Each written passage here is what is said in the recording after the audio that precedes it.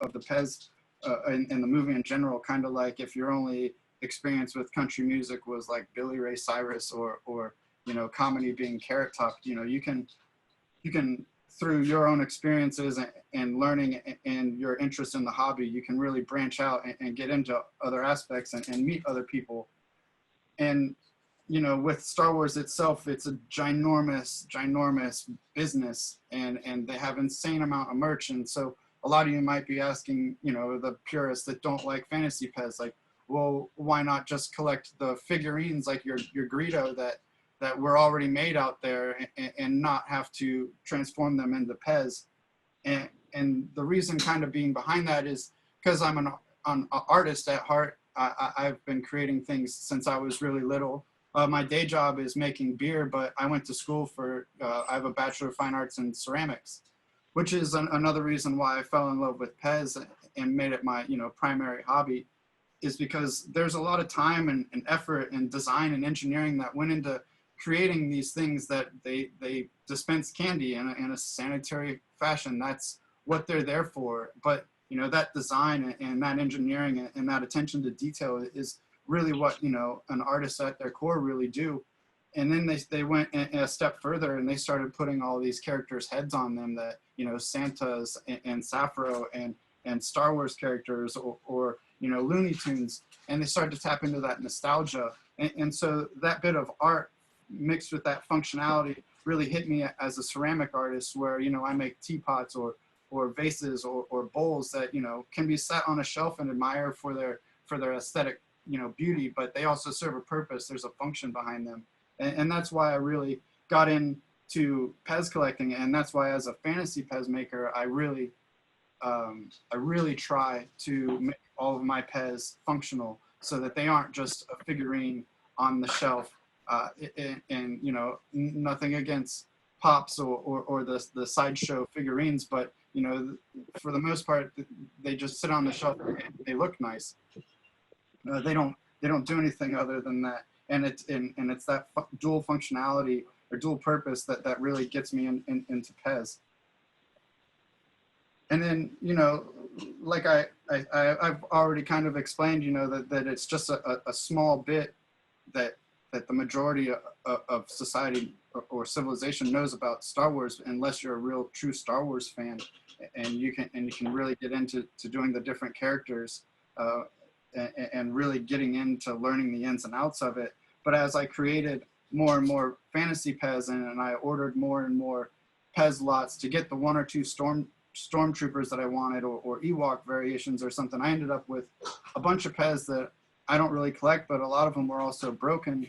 And while I create fantasy PEZ dispensers, I'm decapitating, you know, toys, and I'm left with these various bodies and stuff like that. So I started looking into ways of reusing things. You know, as much as possible, I try and do stem swaps so that I don't have to paint, you know, over the stems that they have. But, you know, you take the head off of a Funko bobblehead to make a range trooper, and you're left with just the body that's just sitting there without a head. So, you know, I ended up with a broken Tasmanian devil in one of my lots. So I just popped it on top of the Funko head. And I call these little creations Rory Rockers, which is kind of an ode to, you know, the Funko Wacky Wobblers that they've put out in the past that a lot of us have in our PEZ collections, even with those. So like as I created more and more fantasy PEZ, you know, you've got the ones over here that are from, you know, the movies and from the comics and all that stuff. But as you're creating them as an artist, and, you know, your mind's always going, and you start making different ideas, you know, like they don't have to necessarily be the typical dispensers. Like I've gotten into making the keychains, which this was the original yellow teddy bear from the keychain, PEZ keychains, but I took some Sharpies to it and made a little hood for him, and pilfered the spear from the PEZ body parts and made them into Wicket the Ewok. Or I start to combine my other loves, you know, Transformers. You've got a Transformer Chewbacca mashup that I put onto a keychain here, or a lot of us are familiar with Angry Birds. You can get into that type of stuff.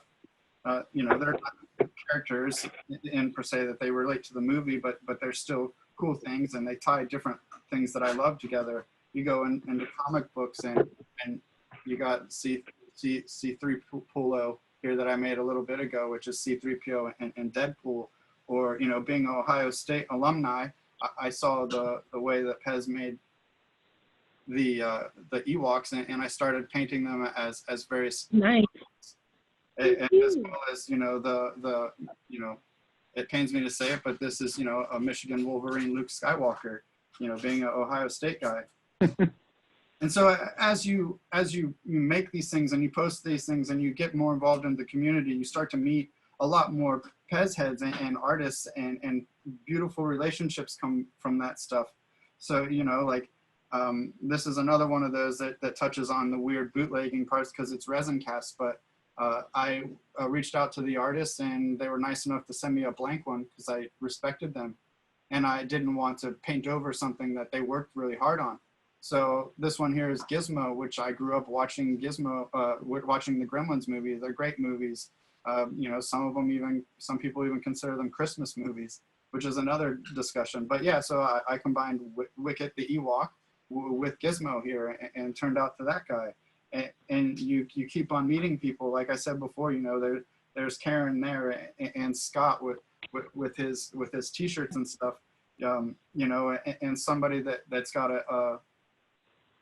their own little link on the PEZ for sale sign. This one's made by Laura, you know, mod by Laura on Etsy. This is a bedazzled or bejeweled Boba Fett with Swarovski crystals, which I need to get a Django and a clone trooper if you got any of those to complete the trifecta. and even things as crazy as this one's done by Misty. You'll see her collection here a little bit later. This one's a steampunk R2D2. Like the combinations of what you can do with just the regular PEZ, you know, to keep you busy, to keep you off the streets from doing gangsta stuff, and just, you know, making new friends. It's endless. It's honestly endless.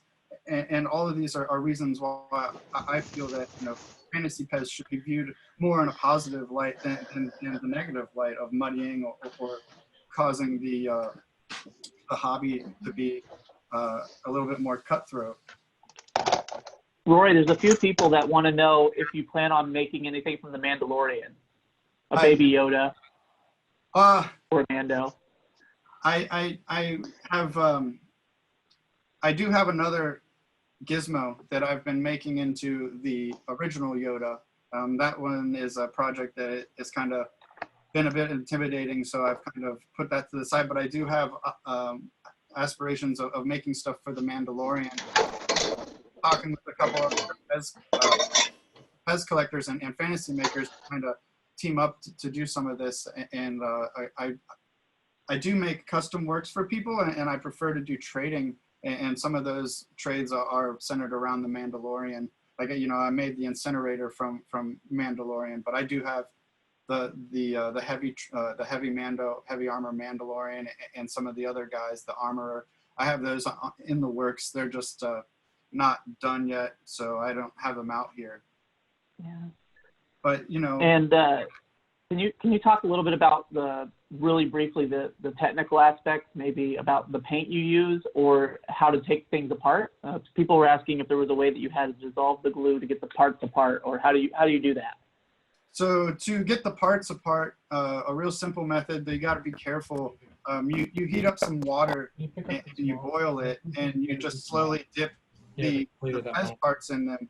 The older PEZ are a bit easier to have just the glue dissolve. The newer PEZ, they have a combination of glue, and the way the pieces are molded together, they kind of fit in there and latch into each other. So you have to be a little bit careful with that. And the biggest thing I can stress, and I'm not great with this, but it's patience, especially when you're heating it and trying to pry these parts apart, because a lot of them are really thin and they can snap.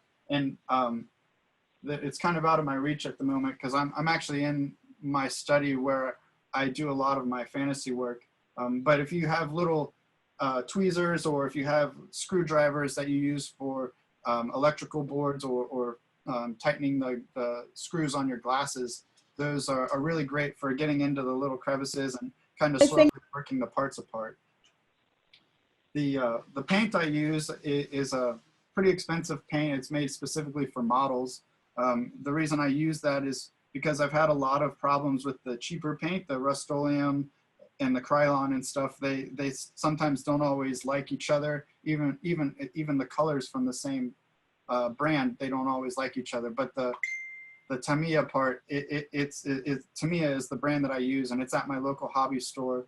And it's pretty expensive. It's like $7 for a can about this big, where, you know, it's $3 for a can of Krylon or Rust-Oleum that's this big. But it dries in like 10 seconds or 10 minutes and 15 minutes, and the colors work wonders. Everything that I've painted here, with the exception of like this guy here, has been used specifically and solely with Tamiya paint. Clearcoat is What's your Oh, go ahead. Oh, go ahead. You can talk about Clearcoat. It's like Clearcoat is one of those things that absolutely scares me and keeps me up at night. Even like I said before, with the colors you have problems with, Clearcoat is one of those things that it's basically a coin flip in my experience of whether or not it works, and so or doesn't destroy what was underneath it. And I was going to bring a PEZ down here to show that, you know, not all of my projects turn out like roses. A lot of them end up, you know, going crazy. But I didn't think I'd be able to really show the problems with it. But basically I used a colors that didn't match, and instead of sticking where it was masked, it just globbed up and bubbled off and fell off. And I still keep it as a reminder, you know, that not everything's going to go your way, but, you know, to keep trying and plug along. Rory, we really appreciate having you today. If people have more questions, they can just message you through here, or they can find you on Facebook. Is that okay? Yeah, my Facebook profile is public, so you can feel free to look at that. Their albums are all, they're organized: Fantasy PEZ collection, though the PEZ collection one's a bit old. I haven't updated it in a while, but the Fantasy PEZ is up to date. And as well as if anybody's on Instagram, Notorious Rory D, that's my profile. It's also public, and you guys can get better, closer images and detailed photos of most of the PEZ that are up here. Again, I'm a bit behind on photographing things because I finish one project and I jump right into the other. Documenting isn't necessarily on my to-do list usually. That's awesome. Thank you so much, Rory. Thank you for doing this. Do you have any final words, any inspiration for everybody? You know, don't doubt yourself. You know, just get out there and jump head first into stuff. Don't stick your toe in and walk down the stairs of the shallow end. If you're interested in something, just jump head first into it and get in it. It's the best way to learn, and you're gonna make mistakes, but that's how you learn. Just keep going. And like I said, and Landon said, I'll answer any questions and try and help you out when I can. Thanks so much, Rory. I hope everybody enjoyed Rory's talk there. Thank you so much. And just so you know, Gremlins is a Christmas movie. It's my favorite Christmas movie.